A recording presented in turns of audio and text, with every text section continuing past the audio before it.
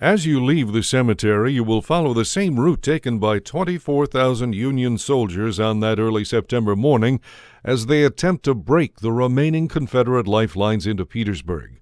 Along today's Fort Emory Road, you will pass Sharon Church, the original site of the Poplar Springs Church.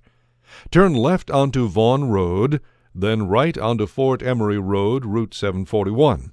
Proceed to Squirrel Level Road, that's Route 613, and turn right.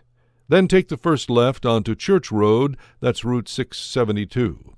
Continue to Flank Road and turn right, and then turn left into Fort Fisher parking lot. This is stop 12.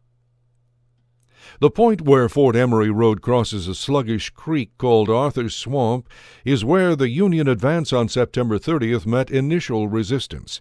After this delay, the Federals made their way across the swamp and continued their march across Peebles Farm toward the Confederate defense line along Squirrel Level Road at Fort Archer, which was renamed Fort Wheaton by the Union after the battle.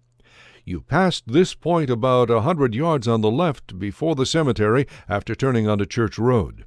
Today, from this parking lot, known then as the Boswell Farm, the initial fighting swept up the west side of the Church Road as Union troops overran Fort Archer and closed in on the Confederate trenches defending Boynton Plank Road just to the north.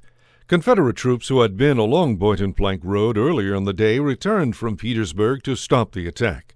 These troops had been marched to Petersburg to be moved to the Richmond front to support the fighting there when they were ordered back to their own lines.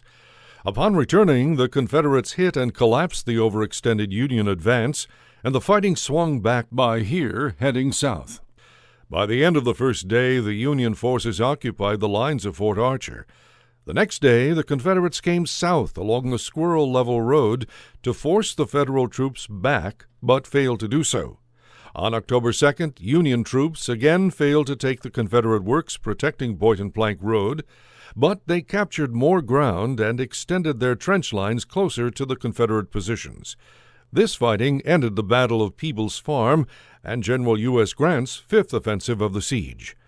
After the battle, Union soldiers started to work on fortifying these new lines. Among the forts they built on this part of the front is Fort Fisher. The fort was named for Lieutenant Otis Fisher, 8th United States Infantry, who was killed during the fighting on September 30th. Constructed as a small and rectangular fort, it was expanded in March of 1865 to become the largest earthen fort built during the siege. Behind and to the south of the fort was a field used for the military execution of deserters and spies. On March 25, 1865, after the Battle of Fort Stedman on the Eastern Front, the Union 2nd and 6th Army Corps made an attack on the nearby Confederate lines defending to the Boynton Plank Road. Although they did not attain their objective, the 6th Corps did manage to capture a section of the Southerners' picket line in front of Forts Fisher and Welch. This placed them midway between the Confederate works and their own, making it necessary for them to reverse the captured earthworks. On April 2, 1865, a signal gun was fired from Fort Fisher to begin an early morning assault on the main Confederate line by Major General Horatio G. Wright's 6th Corps. This time, by using the captured picket line as a jump-off point, the Federal soldiers managed to break through Lee's defensive position covering the Boynton Plank Road. This action, along with others which took place on this day, caused Lee to abandon Petersburg that evening under the cover of darkness. Should you wish to visit Union Forts Welch and Gregg, you must do so by carefully crossing Church Road and from the Fort Fisher parking lot, turn right onto Church Road and proceed 2 miles to Weekly Road and then turn right. At the intersection with Simpson Road, originally the Boynton Plank Road, turn left. Then an immediate right on 7th Avenue where you will find parking for Confederate Fort Gregg. Please turn your cassette player back on at stop 13.